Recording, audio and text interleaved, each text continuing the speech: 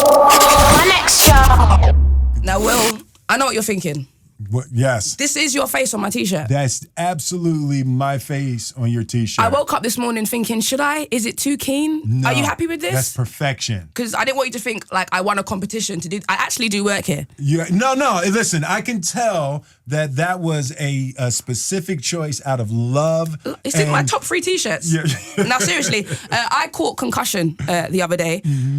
The Nigerian accent. How did you prepare for a Nigerian accent? Were you eating jollof rice, watching Nollywood movies?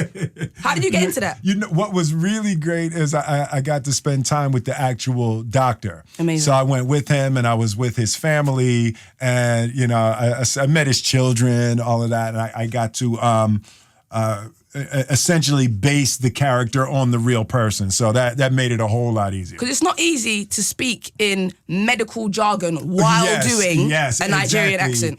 You know, to be fast in a film, to have to say words such as chronic traumatic encephalopathy. You know? I mean, come on, impressive.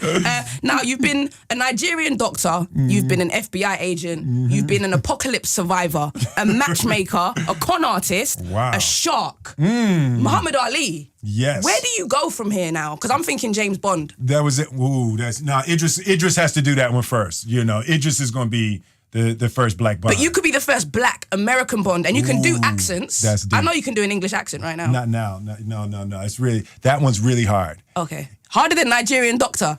Harder than Nigerian doctor. Now, I heard you're not involved at all in the new Independence Day 2. No, I'm not. You know, so it was one of those things. I had a couple of films lined up. I had Concussion and Suicide Squad. And so it was a decision, you know, timing wise between Independence Day and Suicide Squad. Oh, so it wasn't because you're like, do you know what, Vivica, I'm not in this space with you anymore. That's what I thought it was. I thought you had beef with Vivica. No?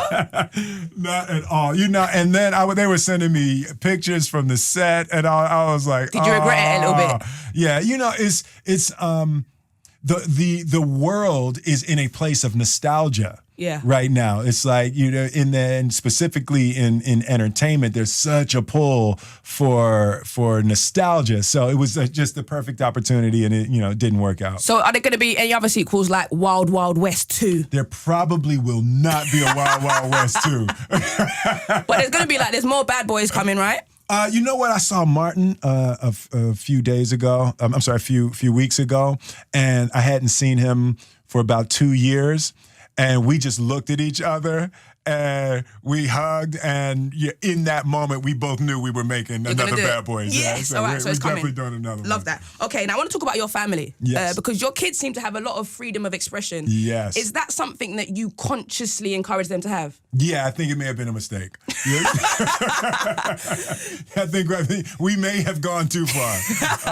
So how do you respond then, for example, if you're encouraging them to have freedom of expression and then people start making jokes about, say, Jaden modeling women's clothes? How do you, as a dad, handle that? You know, there's a really powerful internal quality as an artist that, as parents, we encourage. You got to get out on the edge. You have to try things. You have to be comfortable doing things that people don't agree with, and you have to be comfortable doing things that you could fail. Yeah. And Jaden is 100% fearless.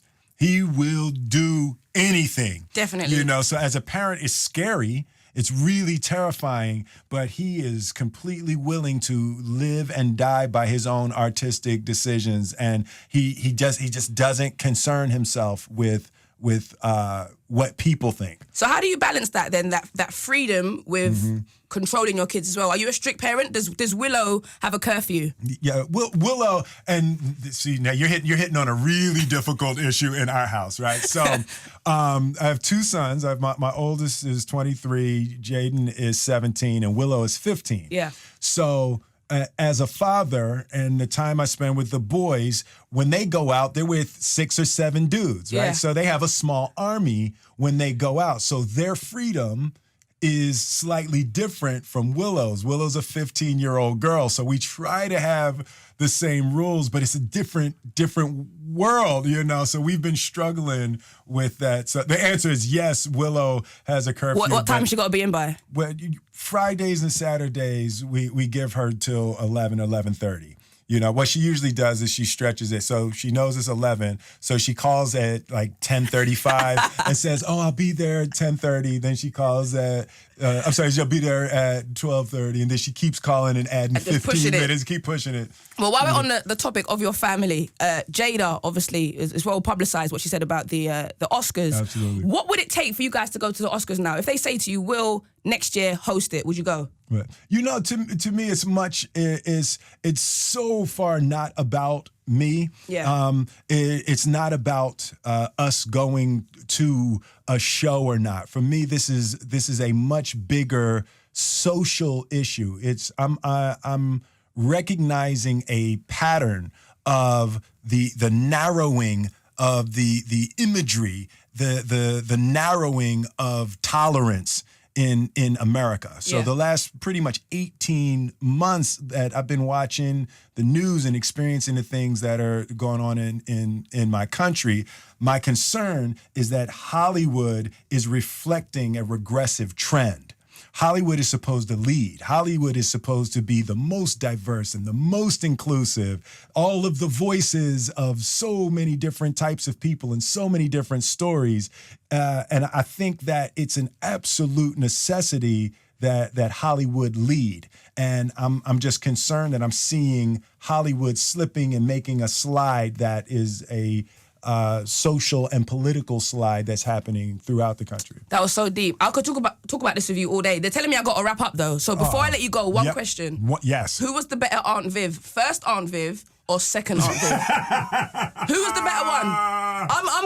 I used to prefer first Aunt Viv, but now I'm leaning towards second Aunt Viv. Listen, here, you know, I think that you know, both of the Aunt Vivs were really, really fantastic. I think when you make a show, anytime you make a change, it's going to be excruciating and painful. I think that Janet Hubert Whitten brought a really powerful dignity to Do you still like her? The show. Yeah, you know, I think she's brilliant. You know, I think as an artist, there's so many things that she does. She sings, she dances. She's like a really powerful artist. So, I loved what she brought to the Fresh Prince. Well, that's my time. Thank you so much for joining me. You are a legend. Thank Run you for president, very much. okay? Right. President next. A couple years. I'm going to give it a couple years. Right. Will Smith!